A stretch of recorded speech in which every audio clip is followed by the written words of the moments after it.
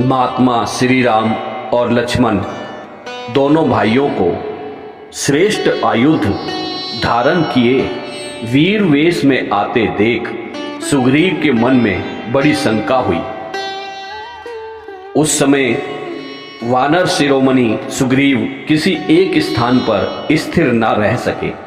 महाबली श्री राम और लक्ष्मण को देखते हुए सुग्रीव अपने मन को स्थिर न रख सके। उस समय अत्यंत भयभीत हुए वानर राज का चित्त बहुत दुखी हो गया। सुग्रीव धर्मात्मा थे, उन्हें राजधर्म का ज्ञान था। उन्होंने मंत्रियों के साथ विचार कर अपनी दुर्बलता और शत्रु पक्ष की प्रबलता का निश्चय किया। तत्पश्चात वे समस्त वानरों के साथ अत्यंत उद्विग्न हो उठे। वानर राज सुग्रीव के हृदय में बड़ा उद्वेग हो गया। वे श्री राम और लक्ष्मण की ओर देखते हुए अपने मंत्रियों से इस प्रकार बोले, निश्चय ही ये दोनों वीर बाली के भेजे हुए इस दुर्गम वन में विचरते हुए यहाँ आए हैं। इन्होंने छल से चीर वस्त्र धारण किए हुए हैं, जिससे हम इन्हें पहचान ना सके। उधर सुग्रीव के सहायक दूसरे वानरों ने जब उन महाधनुर्धारी श्री राम और लक्ष्मण को देखा, तब वे उस पर्वत तट से भागकर दूसरे उत्तम शिखर पर जा पहुंचे।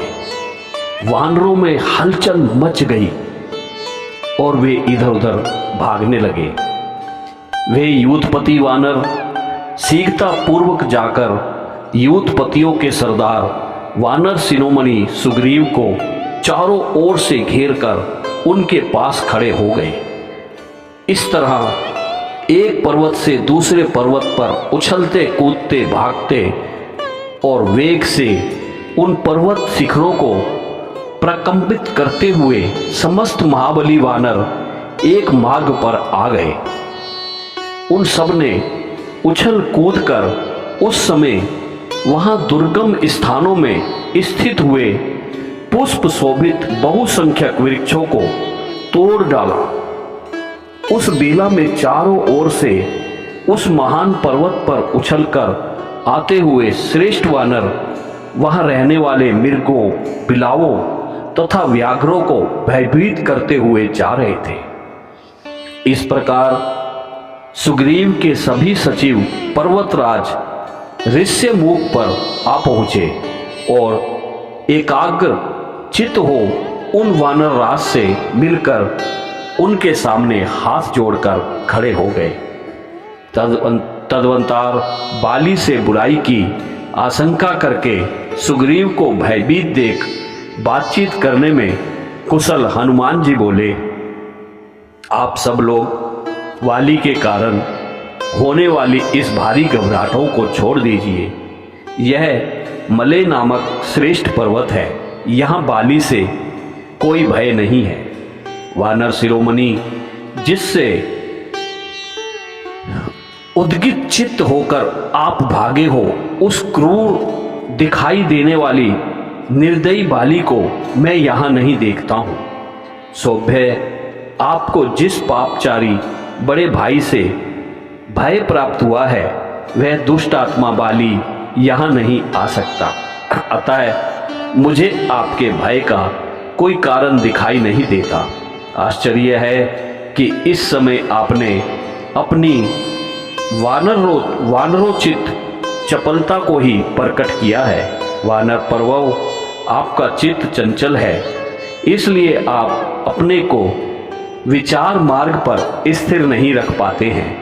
बुद्धि और विज्ञान से संपन्न होकर आप दूसरों की चेष्टाओं के द्वारा उनका मनोभाव समझें और उसी के अनुसार सभी आवश्यक कार्य करें, क्योंकि जो राजा बुद्धि बल का आश्रय नहीं लेता, वह संपूर्ण प्रजा पर शासन नहीं कर सकता। हनुमान जी के मुख से निकले इन सभी श्रेष्ठ वचनों को सुनकर सुग्रीव ने उनसे ही उत्तम बात कही। इन दोनों वीरों की भुजाएं लंबी और नेत्र बड़े बड़े हैं। ये धनुष बाण और तलवार धारण किए देव कुमारों के समान शोभा पा रहे हैं। इन दोनों को देखकर किसके मन में भय का संचार न होगा। मेरे मन में संदेह है कि ये दोनों श्रेष्ठ पुरुष बाली के ही भेजे हुए हैं, क्योंकि राजाओं के बहुत से मित्र होते हैं, अतः उन पर विश्वास करना उचित नहीं है। प्रमाण को शब्द वेश में विचारने वाले शत्रुओं को विशेष रूप से पहचानने की चेष्टा करनी चाहिए, क्योंकि वे दूसरों पर अपना विश्वास जमा लेते हैं, परंतु स्वयं किसी का विश्वास नहीं करते और अवसर पाते ही उन विश्वासी पुरुषों पर ही प्रहार कर बैठते हैं। बाली इन कार्यों में बड़ा कुशल है। राजलोग बहुदर्शी होते हैं, वासना के अनेक उपाय जानते हैं, इसलिए शत्रुओं का विध्वंस कर डालते हैं। ऐसे शत्रुभूत राजाओं को प्राकृत वेशभूषा वाले मनुष्य गुप्तचरों द्वारा जानने का प्रयत्न करना चाहिए।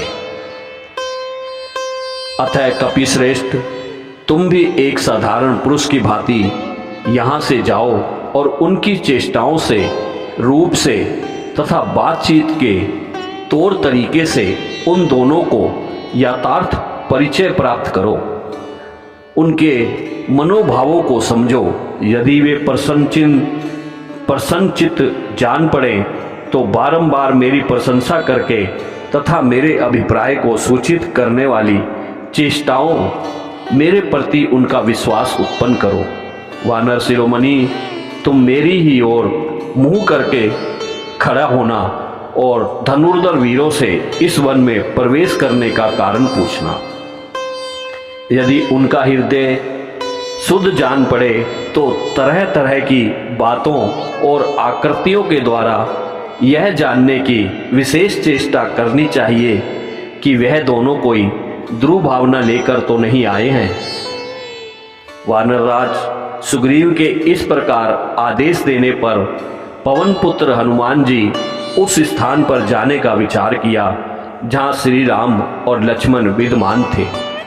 अत्यंत डरे हुए दुर्जय वानर सुग्रीव के उस वचन का आदर करके बहुत अच्छा कहकर महानुभाव हनुमान जी जहां अत्यंत बलशाली श्री राम और लक्ष्मण थे, उन स्थान के लिए तत्काल चल दिए।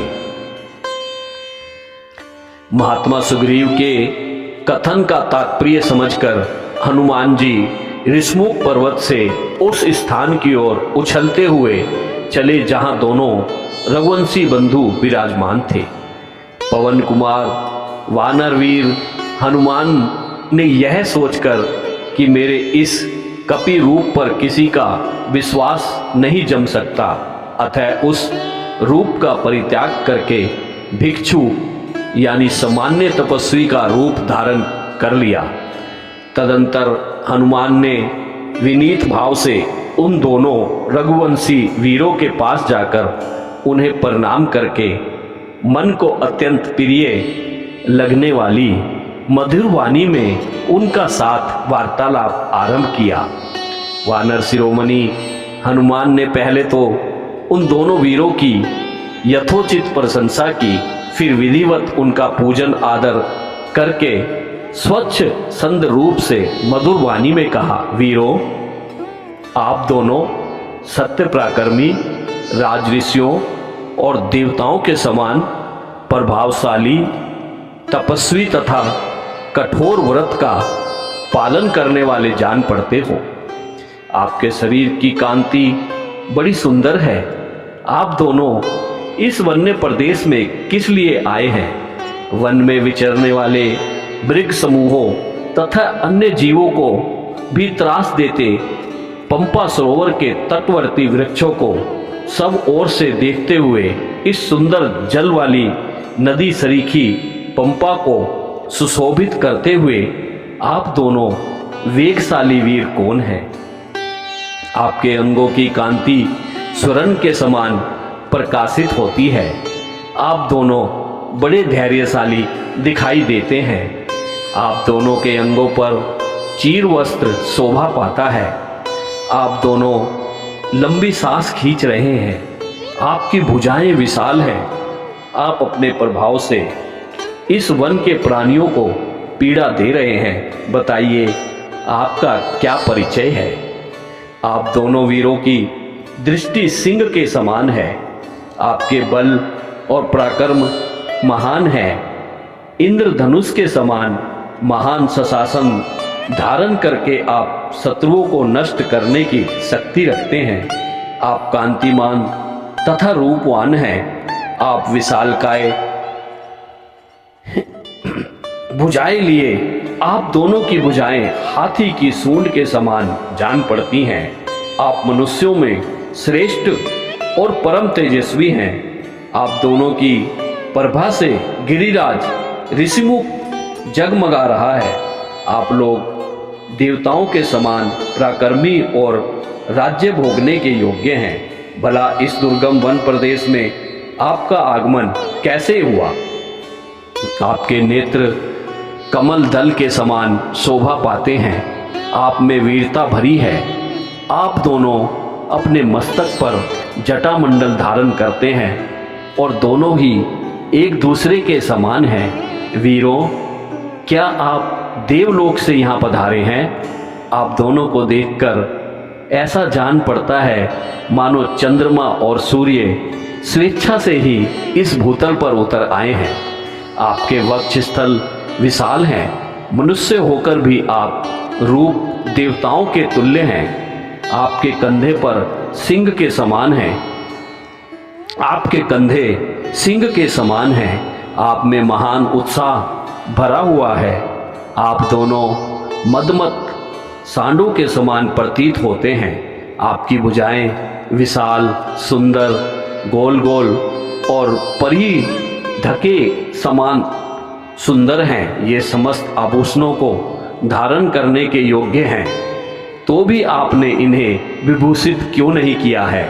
मैं तो समझता हूँ कि आप दोनों समुद्रों और वनों से युक्त तथा विंध्य और मेरु आदि पर्वतों से विभूषित इस सारी पृथ्वी की रक्षा करने के योग्य हो। आपके ये दोनों धनुष विचित्र, चिकने तथा अद्भुत अनुपेलपन से चित्रित हैं। इन्हें स्वर्ण से विभूषित किया गया है, अतः ये इंद्र के वज्र के समान प्रकाशित हो रहे हैं।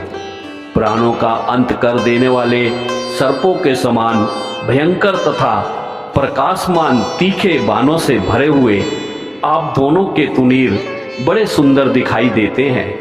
आपके ये दोनों खड्ग बहुत बड़े और विस्तृत हैं। इन्हें पक्के सोने से विभूषित किया गया है। ये दोनों केचुल छोड़कर निकले हुए सर्पों के समान शोभा पाते हैं। वीरों, इस तरह मैं बारंबार आपका परिचय पूछ रहा हूँ।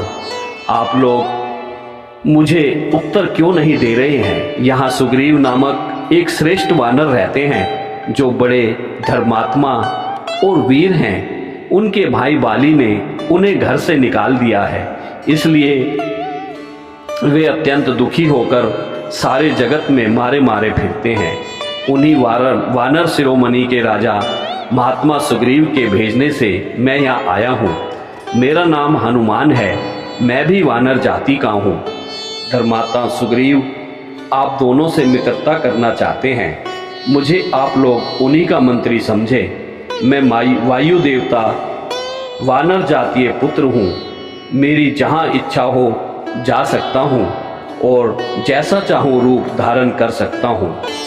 इस समय सुग्रीव का प्रिय करने के लिए भिक्षु के रूप में अपने को छिपाकर मैं ऋषिमुख पर्वत से यहाँ आया हूँ। उन दोनों भाई वीरवर श्री राम और लक्ष्मण से ऐसे बातचीत करने में कुशल तथा बात का मर्म समझने में निपुण हनुमान चुप हो गए, फिर कुछ ना बोले। उनकी यह बात सुनकर श्री रामचंद्र जी का मुख प्रसन्नता से खिल उठा। वे अपने बगल में खड़े हुए छोटे भाई लक्ष्मण से इस प्रकार बोले, सुमित्रा नंदन, ये महान तपस्वी वानर राज सुग्रीव के सचिव हैं और इन्हीं के हित की इच्छा से यहाँ मेरे पास आए हैं। लक्ष्मण, इन शत्रु दमन सुग्रीव सचिव कपीश्वर हनुमान जी जो बात के मर्म को समझाने वाले हैं, तब स्नेह पूर्वक मीठी वाणी में बातचीत करो।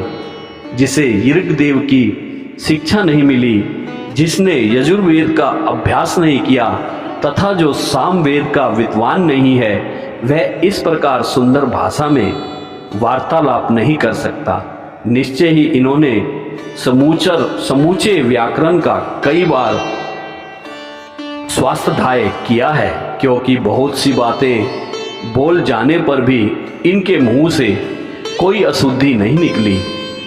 संभाषण के समय इनके मुख, नेत्र, ललाट, भौं तथा अन्य सब अंगों से कोई दोष प्रकट नहीं हुआ, ऐसा कहीं ज्ञात नहीं हुआ। इन्होंने थोड़े समय में ही बड़ी स्पष्टता के साथ अपना अभिप्राय निवेदन किया है। उसे समझाने में कोई संदेह नहीं हुआ। वह रुक रुक कर अथवा शब्दों को, अक्षरों को तोड़ मरोड़ कर किसी ऐसे व्याख्या का उच्चारण नहीं किया है जो सुनने में कर्णकटु हो। इनकी वाणी हृदय में मध्य रूप से स्थित है। इनके कंठ से बेखारी रूप में प्रकट होती है, अतः बोलते समय इनकी आवाज न बहुत धीमी है न बहुत ऊंची, मध्यम स्वर में ही इन्होंने सब बातें कही हैं। ये संस्कार और क्रमों से संपन्न, अद्भुत, अविलंब तथा हृदय को आनंद प्रदान करने वाली कल्याणमयी वाणी का उच्चारण करते हैं। हृदय, कंठ और मूर्धा इन तीनों स्थानों द्वारा स्पष्ट रूप से अभिव्यक्त होने वाली इनकी इस विचित्र वाणी को सुनकर किसका चित्त प्रसन्न न होगा। वध करने के लिए तलवार उठाए हुए शत्रु का हृदय भी इस अद्भुत वाणी से बदल सकता है। निष्पाप लक्ष्मण, जिस राजा के पास इनके समान दूत हो, उनके कार्यों की सिद्धि कैसे नहीं हो सकती। जिसके कार्य साधक दूत ऐसे उत्तम गुणों से युक्त हों, उस राजा के सभी मनोरथ दूतों की बातचीत से ही सिद्ध हो जाते हैं। श्री रामचंद्र जी के ऐसा कहने पर बातचीत की कला जानने वाले सुमित्रा नंदन लक्ष्मण, बात का मर्म समझने वाले पवन कुमार सुग्रीव सचिव कपीश्वर श्री हनुमान जी से इस प्रकार बोले, विद्वान महात्मा, सुग्रीव के गुण हमें ज्ञात हो चुके हैं। हम दोनों भाई वानर राज सुग्रीव की ही खोज में यहाँ आए हैं। साधु शिरोमणि हनुमान जी, आप सुग्रीव के कथा अनुसार यहाँ आकर जो मैत्री की बात चला रहे हैं, वह हमें स्वीकार है। हम आपके कहने से ऐसा कर सकते हैं। लक्ष्मण के स्वीकृति सूचक निर्णय युक्त वचन सुनकर पवन कुमार कपीवर हनुमान बड़े प्रसन्न हुए। उन्होंने सुग्रीव की विजय सिद्धि से मन लगाकर उस समय उन दोनों भाइयों के साथ उनकी मित्रता करने की इच्छा की।